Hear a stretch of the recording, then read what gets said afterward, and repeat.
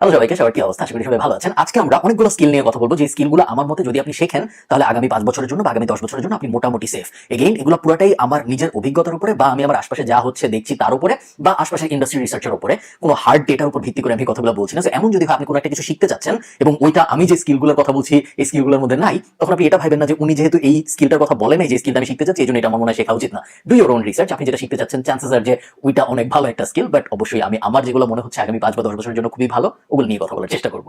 ওকে, আমার লিস্টে প্রথমেই আছে ব্লকচেইন, এবং আমার মতে ব্লকচেইন ডেভেলপার হওয়াটা আপনার জীবনের সবচেয়ে ভালো ডিসিশনগুলোর একটা হতে পারে যদি আপনার শর্ট টার্ম গেইনের দরকার বা লোভ না থাকে। অনেকে থাকে যে কোনো একটা কিছু শিখতে হবে এবং 6 মাস পরেই আমার ওই শেখাটার থেকে আয় করার চেষ্টা করতে হবে। এরকম সিচুয়েশন যদি থাকে তাহলে ব্লকচেইন ডেভেলপার হওয়ার ডিসিশনটা আপনার জন্য ভালো নাও হতে পারে, বিকজ 6 মাসের মধ্যে আপনি খুব ভালো ব্লকচেইন ডেভেলপার হয়ে যাবেন এই সম্ভাবনা খুব কম। বাট আপনার হাতে যদি 2 বছর, 3 বছর, 4 বছর, 5 বছর সময় থাকে তাহলে ব্লকচেইন ডেভেলপার হওয়াটা ডেফিনেটলি একটা বেস্ট ডিসিশন। যদিও আমি এই স্কিলের লিস্টগুলা, যে স্কিলগুলোর কথা আমি বলবো, এগুলো আমি কোনো র্যাঙ্ক ওয়াইজ সাজাই নাই, বাট যদি আমি র্যাঙ্ক ওয়াইজও সাজাতাম তারপরেও ব্লকচেইন প্রথমে আসতো, এই বিষয়ে আমার কোনো সন্দেহ নাই। ব্লকচেইন বিষয়ে আমরা ফ্রিল্যান্স মার্কেট প্লেসে প্রতিনিয়ত আগের থেকে আরো বেশি বেশি জব পোস্ট দেখতে পাচ্ছি, মানুষ পাগলের মতো ব্লকচেইন ডেভেলপার খুঁজছে। এবং যেহেতু ব্লকচেইন ডেভেলপার হওয়ার এখন পর্যন্ত কোনো একাডেমিক প্রতিষ্ঠিত ডিগ্রি নাই এবং অনলাইনেও রিসোর্সেস বেশ সীমিত, এই কারণে ডিমান্ড অনেক বেশি বাট সাপ্লাই অনেক কম, which is why blockchain developer যারা এখন এক্সিস্টিং তারা এনর্মাস অ্যামাউন্ট চার্জ করতে পারছে। সামনে সিচুয়েশন ওই রকম থাকবে না, আস্তে আস্তে আমরা আরো অনেক ব্লকচেইন ডেভেলপার দেখতে পারবো এবং আমরা অলরেডি দেখছি। অলরেডি গত বছর যত ব্লকচেইন ডেভেলপার মার্কেটে ছিল এখন তার থেকে অনেক বেশি ব্লকচেইন ডেভেলপার মার্কেটে আছে।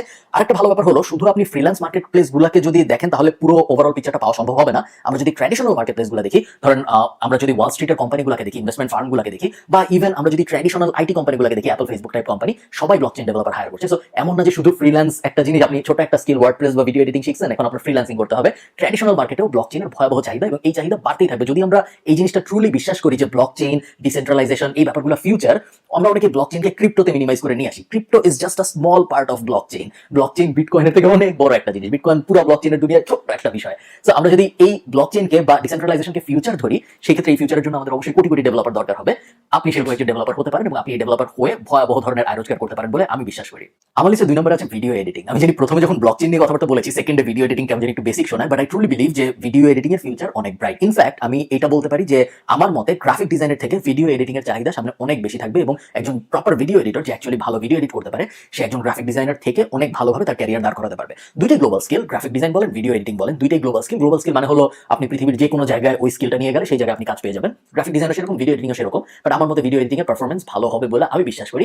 এবং আপনি যদি একটু চিন্তা করেন, 1%, 2% মানুষও এখনো ভিডিওর দুনিয়া আসে নাই, 1% বা 2% কোম্পানিও এখনো ভিডিওর দুনিয়া আসে নাই। সবকিছু চেঞ্জ হয়ে যাবে। আমরা অলরেডি দেখছি ভিডিও ইমেজ বা টেক্সটের থেকে 22 গুণ বেশি রেসপন্স পাচ্ছে। সোশ্যাল মিডিয়া বলেন বা ইউটিউবে বলেন, যে কোনো প্ল্যাটফর্মে বলেন, ভিডিও সবসময় বেশি রেসপন্স পায় এবং এই রেসপন্স পাওয়ার রেটটা বা এই পার্সেন্টেজটা সবসময় আরো বাড়তে থাকবে। যত বাড়তে থাকবে তত আমার মতো ইন্ডিভিজুয়ালস বা অ্যাকচুয়াল বড় বড় কোম্পানি সবাই ভিডিওর দুনিয়া আসতে থাকবে। এবং এইসব কোম্পানি যখন ভিডিওর দুনিয়া আসবে বা এইসব মানুষ যখন ভিডিওর দুনিয়া যাবে, তখন কি হবে? তখন ভিডিওগুলো এডিট করার মানুষের চাহিদাও বাড়তে থাকবে। সাপ্লাই যখন এনাফ থাকবে না, তখন এই মানুষগুলো যখন ভিডিও এডিটর খুঁজবে, তখন এই মানুষগুলোর অবশ্যই প্রত্যেকটা ভিডিও এডিটরের জন্য আরো বেশি টাকা দিতে হবে। এখানে আমি একটা ব্যাপার বলে রাখি যে ভিডিও এডিটিং বলতে কিন্তু আমি জাস্ট হঠাৎ করে একটা কাট করলাম বা হঠাৎ করে কিছু একটা সাদা কালো করে দিলাম বা হঠাৎ করে কোনো জায়গা থেকে একটা মিউজিক বসাই দিলাম, ওরকম কথাবার্তা বলছি না।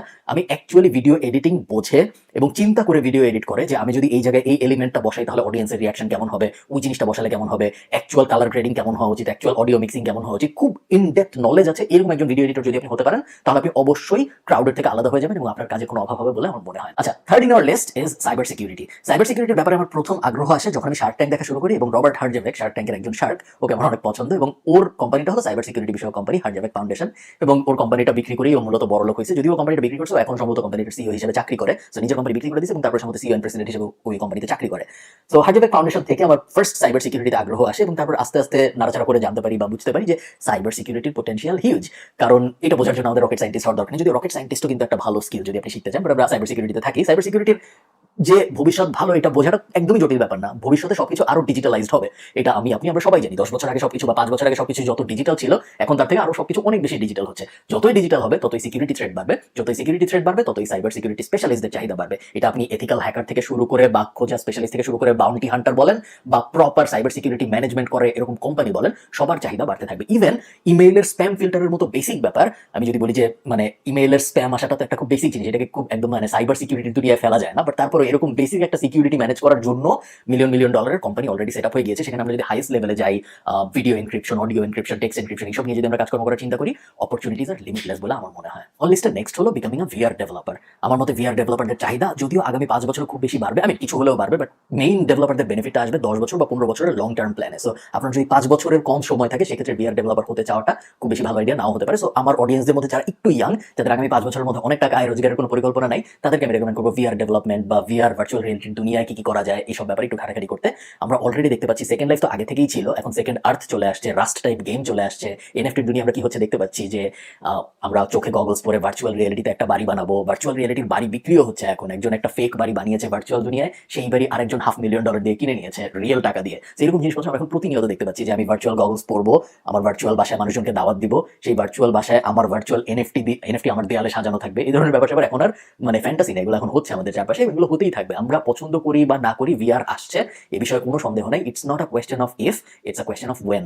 আমরা আসবে নাকি আসবে না এটা নিয়ে এখন আর সন্দিহান না, কবে আসবে এটা নিয়ে সন্দিহান। আমার ধারণা আগামী 10 বছরের মধ্যেই আসবে, এবং আগামী 10 বছরের মধ্যে ভিআর স্পেশালিস্ট যারা, ভিআর এর তো অনেক অনেক সাব সেগমেন্ট আছে, তো আপনি ওই হাজার হাজার সাব সেগমেন্টের মধ্যে কোনো একটা সাব সেগমেন্টে যদি স্পেশালিস্ট হতে পারেন, আপনার ভবিষ্যৎ ভয়াবহ ধরনের উজ্জ্বল বলে আমি মনে করি। শপিফাই এবং ওয়েবফ্লো খুব ভালো একটা ক্যারিয়ার হতে পারে যে কারোর জন্যই, এবং এই ভালো ক্যারিয়ারটা হওয়ার জন্য আপনার ব্লকচেনের মতো 5 বছর বা ভিআর এর মতো 5 বছরের মতো ওয়েট করতে হবে না। শপিফাই বা ওয়েবফ্লো, স্পেশালি শপিফাই এর কাজ আমরা অনেক দেখতে পাচ্ছি অলরেডি মার্কেটে, এবং শপিফাই এক্সপার্ট যারা যারা শপিফাই ভালো ওয়েবসাইট বানাতে পারে, ডেভেলপ করতে পারে, শপিফাই ডেভেলপার হন বা শপিফাই ডিজাইনার হন বা শপিফাই স্টোর ম্যানেজার হন, তিনটারই আমি ভালো পোটেনশিয়াল দেখি। ওয়েবফ্লো শপিফাইয়ের মতোই, বাট আর একটু ছোট, মানে শপিফাইয়ের মতো তো বড় কোম্পানি না ওয়েবফ্লো, বাট কনসেপ্ট সেমই, drag and drop type website builder. Website বানানোর কাজকর্ম সহজ করার জন্যই শপিফাই বলেন বা ওয়েবফ্লো বলেন বা স্কোয়ারস্পেস বলেন, এই ধরনের কোম্পানিগুলোর জন্ম। তো শপিফাই প্রাইমারিলি বলবো আমি, কারণ শপিফাইয়ের মার্কেট এখন সবচেয়ে ভালো ওয়ার্ডপ্রেসের পরে। বাট শপিফাইয়ে যদি আপনি একটু বেশি কম্পিটিশন দেখেন, সেক্ষেত্রে ওয়েবফ্লো বা স্কোয়ারস্পেস এই টাইপ কোম্পানিগুলো বা ইভেন উইক্স, এগুলো সব ভালো অপশনস হতে পারে। যদিও আমি উইক্সের তেমন কোনো ভালো ফিউচার দেখি না, but I can say the same about Shopify. শপিফাইয়ের ফিউচার খুব ভালো হবে বলে আমার মনে হয়। শপিফাই প্রেজেন্টও অনেক ভালো, শপিফাই পাবলিকলি ট্রেডেড কোম্পানি এখন, এবং শপিফাইকে একটা ইউনিকর্ন বলা হয় পাবলিকলি ট্রেডেড কোম্পানির দুনিয়ায়। সো একজন শপিফাই এক্সপার্ট হিসেবে আবারও বলি, শপিফাইয়ের অনেক সাবসেগমেন্ট আছে, যে কোনো স্কিলেরই অনেক সাবসেগমেন্ট থাকে। আপনারা কোনো কিছু কিভাবে শেখে এই বিষয়ে আমার যে ভিডিওটা আছে, ওখানে আপনারা দেখেছেন আমি বলেছি যে কোনো কিছু আসলে কিভাবে শিখে, ওই শেখার টেমপ্লেটটা আপনি শপিফাই শেখার ক্ষেত্রে, ব্লকচেইন শেখার ক্ষেত্রে, ভিআর শেখার ক্ষেত্রে, যাই শিখতে চান, সাইবার সিকিউরিটি শেখার ক্ষেত্রে, সব ক্ষেত্রেই আপনি ওই টেমপ্লেটটা ফলো করতে পারেন। সো এই ভিডিওটা দেখার পরে আমি কোথাও কার্টেন লিঙ্ক দিয়ে দিব, আপনারা কষ্ট করে কোনো কিছু কিভাবে শেখে ওই ভিডিওটা একটু দেখে নেবেন, কারণ না হলে আপনি বুঝবেন না যে আমি জানলাম সাইবার সিকিউরিটি শেখা উচিত, বাট আমি শিখবোটা কেমনে, কিভাবে শিখবো এটা জানাটা তো জরুরি। তো শপিফাইয়ের ব্যাপারে যদি আমি একটু ফেরত আসি, শপিফাইয়ের জবের কোনো অভাব নাই মার্কেট প্লেসে, মানুষ পাগলের মতো শপিফাই স্কিলড মানুষ খুঁজছে। আবারও বলি, ভিডিও এডিটিং এর সময় যে কথাটা আমি বলেছিলাম, ওই কথাটা শপিফাইয়ের ক্ষেত্রেও সত্যি। আপনি জাস্ট কোনো রকম একটা টেমপ্লেট দিয়ে একটা সাইট দাঁড় করায় ফেলবেন, ওইরকম মানুষের চাহিদা নাই মার্কেটে। মানুষ খোঁজে এক্সপার্ট যারা অ্যাকচুয়ালি জানে কোনো কিছু কিভাবে করতে হয়, এবং এটা এভাবে করলে কি হয় ভার্সেস ওভাবে করলে কি হয়, কিভাবে এই স্টোরটা দুনিয়ার সব স্টোর থেকে আলাদা হয়। মানে স্টোর বলতে আমি ওয়েবসাইট বোঝাচ্ছি। শপিফাইয়ের ক্ষেত্রে ওয়েবসাইটকে স্টোর বলা হয়, কারণ শপিফাই প্রায় 99.99% মানুষ ই কমার্স ওয়েবসাইটের জন্য ইউজ করে। নর্মাল ওয়েবসাইট যারা বানায় তারা শপিফাই সাধারণত ওয়েবসাইট বানায় না, ই কমার্স ওয়েবসাইট যারা বানায় তারা শপিফাই ওয়েবসাইট বানায়। সো আপনি যদি একজন ট্রু এক্সপার্ট হন শপিফাইয়ের দুনিয়ায় বা ওয়েবফ্লোর দুনিয়ায়, আপনার কোনো কাজের অভাব 2021 সালে এসে হবে না, 2025 সালে যেও হবে না বলে। আমি কোনো প্রোগ্রামার না, কিন্তু আমাকে যদি বলা হতো যে একটা প্রোগ্রামিং ল্যাঙ্গুয়েজ শিখতে হবে এবং ওই প্রোগ্রামিং ল্যাঙ্গুয়েজটা শিখে আগামী 6 মাস বা 12 মাসের মধ্যে আয় রোজগার করা শুরু করতে হবে, সেই ক্ষেত্রে সম্ভবত আমি জাভাস্ক্রিপ্টকে বেছে নিতাম। কারণ কন্টিনিউয়াসলি আমি দেখি, প্রত্যেকটা কোয়ার্টারের ডেটা আমি যখন দেখি, ফ্রিল্যান্স মার্কেট প্লেস বলেন বা রিয়েল ওয়ার্ল্ডে বলেন, সবসময় দেখা যায় জাভাস্ক্রিপ্ট খুব ইন ডিমান্ড একটা স্কিল। এবং গত 2-3 বছরের মধ্যে জাভাস্ক্রিপ্ট যারা জানে, যারা জাভাস্ক্রিপ্টে প্রোগ্রামিং ল্যাঙ্গুয়েজ লিখতে পারে, তাদের চাহিদা সবসময় টপ 10 ফ্রিল্যান্সারদের লিস্টের মধ্যে ছিল। ফ্রিল্যান্সার আমি স্পেসিফিক্যালি বলছি, তার কারণ ফ্রিল্যান্সারদের ডেটা পাওয়াটা সহজ, বাট রিয়েল ওয়ার্ল্ডেও আমি শিওর মোটামুটি ভাবে প্রোগ্রামিং ল্যাঙ্গুয়েজের যারা স্কিল লিস্ট করে বা প্রোগ্রামিং ল্যাঙ্গুয়েজ কোনগুলো সবচেয়ে জনপ্রিয় এই ধরনের যারা র্যাঙ্কিং করে, এই র্যাঙ্কিংগুলোর মধ্যে সবসময় জাভাস্ক্রিপ্ট উপরের দিকে থাকে। আমি নিজে প্রোগ্রামার না, আবারও বলি, বাট যদি আমি প্রোগ্রামার হতে চাইতাম এখন এই মুহূর্তে আজকের দুনিয়ায়, এবং আমার যদি এমন হতো যে আমার আগামী 6 মাস বা 12 মাসের মধ্যে আয় রোজগার করা শুরু করতে হবে, তখন আমি ব্লকচেইন নিয়ে কাজ করতাম না, কারণ ব্লকচেইনে আগামী 12 মাসের মধ্যে আয় রোজগার শুরু করতে পারবো বলে আমার মনে হয় না।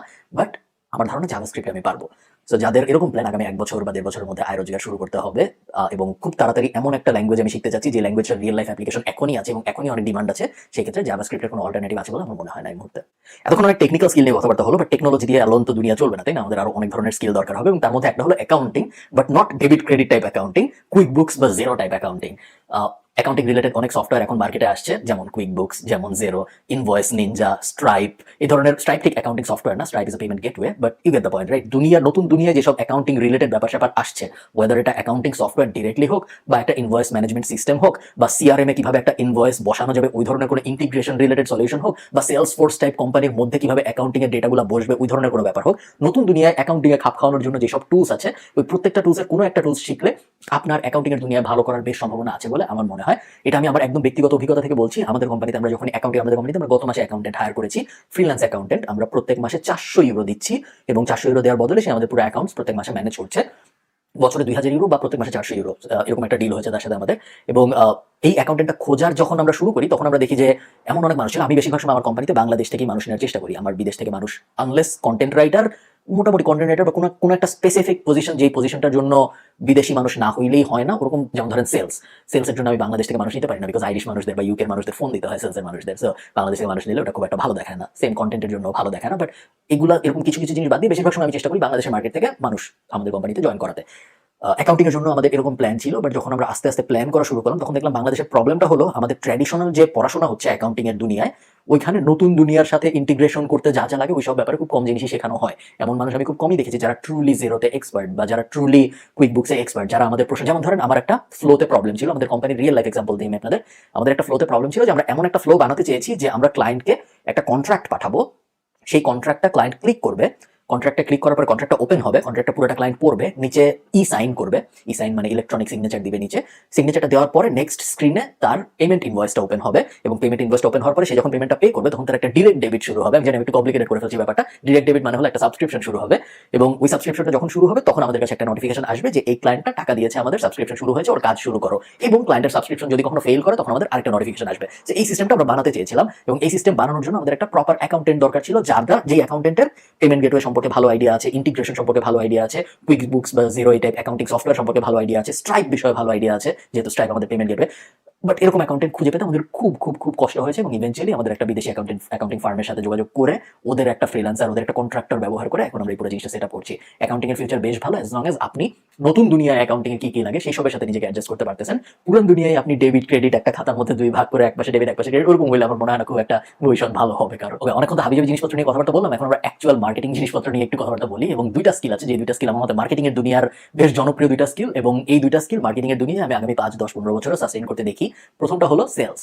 সেলস এমন একটা জিনিস, সেলসের মানে কি? সেলস মানে হলো আমার কোনো একটা কিছু বিক্রি করতে পারার ক্ষমতা, এবং এই ক্ষমতা যাদের আছে, যাদের এই কনভিন্সিং পাওয়ার আছে এবং যারা ভালো মতো বিক্রি করতে পারে, তাদের কখনো কাজের অভাব হবে বলে আমার মনে হয় না। ওয়েদার দুনিয়া ব্লক চেইনে চলে যাক বা দুনিয়া ভার্চুয়াল রিয়েলিটিতে চলে যাক, সেলসের চাহিদা সবসময় থাকবে বলে আমি ট্রুলি বিশ্বাস করি। এবং আপনার কোম্পানি যেরকমই হোক, you can use a good sales person. একজন গুড সেলস পার্সন, একটা অ্যাকচুয়াল ভালো মানুষ যে কোনো কিছু বিক্রি করতে পারে প্রপারলি, ওইরকম মানুষের চাহিদা মার্কেটে এখনো অনেক আছে। খুব বেশি মানুষ নেই যারা actually well trained sales people. একটা দোকানে আপনি গেছেন কিছু একটা কিনতে, একটা সেলসের লোক আগে আসলো, ধরেন আপনি কোনো একটা দোকানে বা শোরুমে জুতা কিনতে গিয়েছেন, একটা সেলসের লোক আগে আসলো, আগে এসে আপনাকে কোন জুতা চুজ করা উচিত এই বিষয়ে হেল্প করা শুরু করলো।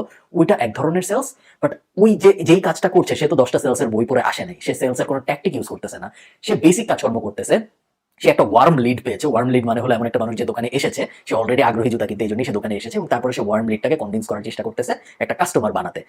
অ্যাকচুয়াল সেলস পার্সন যে, সে একটা কোল্ড লিডকে সেম কাজটা করাইতে পারে বলে আমি বিশ্বাস করি। সো যার জুতা কেনার কোনো আগ্রহই ছিল না, যে জুতা কেনার কথা ভাবতেছিল না, তাকে যদি আমি কনভিন্স করে একটা জুতা কিনাইতে পারি, সেটা একটা প্রপার সেলস পার্সন। এরকম সেলস পার্সনের চাহিদা কখনোই শেষ হবে না। এরকম সেলস পার্সনের চাহিদা এখন পর্যন্ত মার্কেটে ভয়াবহভাবে আছে। এবং সেলস পার্সনের সুবিধাটা কি জানেন? আপনি যদি অ্যাকচুয়ালি ভালো একজন সেলস পার্সন হন, তাহলে আপনি যে কোনো কোম্পানিতে ঢুকতে পারবেন এবং যে বলতে পারবেন যে ভাই তোমার আমাকে কোনো টাকা দিতে হবে না, আমি তোমার জিনিসপত্র বিক্রি করবো, যদি আমি বিক্রি করতে পারি আমাকে কমিশন দিবা, যদি বিক্রি না করতে পারি কিছু দিবা না। তো আপনার কনফিডেন্স যদি অ্যাকচুয়ালি ভালো থাকবে, আপনার যদি নিজের স্কিলের উপর অ্যাকচুয়াল বিশ্বাস থাকে যে না আমি আসলেই ওই জিনিস বিক্রি করতে পারবো আমার সেলস স্কিল দিয়ে, তাহলে আপনার দুনিয়ার কোনো জায়গায় চাকরির কোনো অভাব হবে না। বিকজ কে চায় না, কোন কোম্পানি চায় না যে একজন লোক আসবে সে আমার জিনিস বিক্রি করে একটা কমিশন দিবে? এটা তো একটা উইন উইন, তাই না? এবং লাস্ট যে ব্যাপারটা, এটা দিয়ে আমরা শেষ করবো এই ভিডিওটা, সেটা হলো মার্কেট স্ট্র্যাটেজি। এটাকে আমি ভেবেছি যে ডিজিটাল মার্কেটিং এর কোন একটা স্পেসিফিক স্কিলের কথা আমি বলবো, যেটা আমার মনে হয় আগামী 10 বছরের জন্য ভালো থাকবে। আমি ঠিক শিওর না ডিজিটাল মার্কেটিং এর কোন স্পেসিফিক স্কিলটা আগামী 10 বছরের জন্য ভ্যালিড থাকবে। Whether it's SEO, whether it's email marketing বা ফানেল ম্যানেজমেন্ট বলেন, বা কুকি কাটার জিনিসপত্র বলেন, বা ইনস্টাগ্রাম অ্যাড বলেন, যাই হোক, কোনটা আগামী 10 বছর ফেসবুক থাকবে নাকি এটাই আমি জানি না। যেহেতু আগামী 10 বছর ফেসবুক থাকবে নাকি এটাই আমি জানি না, ফেসবুকে অ্যাড এক্সপার্ট হওয়াটা আগামী 10 বছরের জন্য ভালো আইডিয়া নাকি এটা এই বিষয়ে আমি তো কখনো কোনো গ্যারান্টি দিতে পারবো না। আমার মতে যদি কারো মার্কেটিং এর কোনো একটা স্কিল শিখতে হয়, বেস্ট হবে মার্কেটিং স্ট্র্যাটেজি শেখা। স্ট্র্যাটেজি শেখা পুরো ব্যাপারটাই একটা, আমরা বলি হোয়াইট বোর্ড জিনিস এই জিনিসগুলো, কারণ এই জিনিসগুলো সবসময় সবকিছুর দুইটা পার্ট থাকে, একটা হলো টেকনিক্যাল পার্ট আর একটা হলো স্ট্র্যাটেজি পার্ট। স্ট্র্যাটেজি পার্টটা খুব বেশি ইম্পর্টেন্স পায় না, কারণ স্ট্র্যাটেজি পার্টটার ইম্পর্টেন্স বা স্ট্র্যাটেজি পার্টটার গুরুত্ব এভিডেন্ট না, সাথে সাথে বোঝা যায় না যে স্ট্র্যাটেজি শিখে আসলে কি লাভ হলো। অন দ্য আদার হ্যান্ড, আপনি যদি একটা টেকনিক্যাল জিনিস শেখেন, সাথে সাথে আপনি ওটা অ্যাপ্লাই করতে পারবেন, সাথে সাথে বুঝতে পারবেন যে হ্যাঁ আমি একটা নতুন জিনিস শিখছি, খুব ভালো হয়েছে। স্ট্র্যাটেজিতে ওরকম দেখা যায় না, বাট স্ট্র্যাটেজি যারা ভালো পারে, মার্কেটিং স্ট্র্যাটেজিতে যারা অভিজ্ঞ, যারা বোঝে যে পুরো একটা কাস্টমারের জার্নি আমি কিভাবে সাজাবো, কিভাবে সাজালে এইখান থেকে শুরু করবো আরো 15টা স্টেপ, যে ইভেন্চুয়ালি 16 নম্বর স্টেপে কাস্টমার কি করবে, পুরো জিনিসটা যারা ম্যাপে সাজাতে পারে বা পোস্টেড নোট দিয়ে সাজাতে পারে বা হোয়াইট বোর্ডে সাজাতে পারে, যেভাবেই সাজাক, তাদের চাহিদা মার্কেটে সবসময় থাকবে। সেলসের মতোই মার্কেটিং এর মানুষজন বা মার্কেটিং স্ট্র্যাটেজিতে ভালো মানুষজন সেম কাজ করতে পারে। তারা যে কোনো কোম্পানিতে যে বলতে পারে তোমার আমাকে কোনো টাকা দিতে হবে না, আমি মার্কেটার, আমার মার্কেটিং এর অভিজ্ঞতা আছে, আমি আমার মার্কেটিং স্কিলের উপরে বিশ্বাস রাখি, আমি তোমার কোম্পানির মার্কেটিং নতুন করে সাজিয়ে দিচ্ছি, এই 15টা স্টেপ বা এই 21টা স্টেপ তোমার ফলো করতে হবে।